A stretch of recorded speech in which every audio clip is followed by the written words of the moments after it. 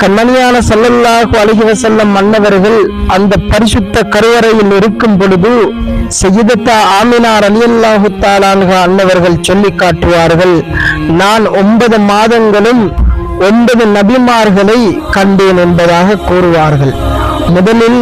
முதல் மாதம் ஆதம் அலைஹிஸ்ஸலாம், 2வது மாதம் ஈசா அலைஹிஸ்ஸலாம், 3வது மாதம் இத்ரீஸ் அலைஹிஸ்ஸலாத்து வஸ்ஸலாம், 4வது மாதம் நூஹ் அலைஹிஸ்ஸலாத்து வஸ்ஸலாம், ஹூத் அலைஹிஸ்ஸலாத்து வஸ்ஸலாம், இப்ராஹிம் அலைஹிஸ்ஸலாத்து வஸ்ஸலாம், இஸ்மாயில் அலைஹிஸ்ஸலாத்து வஸ்ஸலாம், மூசா அலைஹிஸ்ஸலாத்து வஸ்ஸலாம், ஈசா அலைஹிஸ்ஸலாத்து வஸ்ஸலாம்.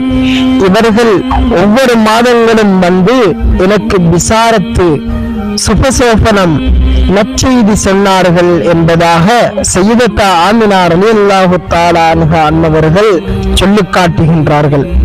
கண்ணியமிகுந்த இஸ்லாமிய நெஞ்சங்களே, இஸ்லாத்துக்கு புறம்பான ஒரு மனிதருக்கு நபிமார்கள் ரசூல்மார்கள் வந்து சுபசோபனம் விசாரத்து செய்வார்களா? நாம் சிந்திக்க வேண்டிய விடயம்.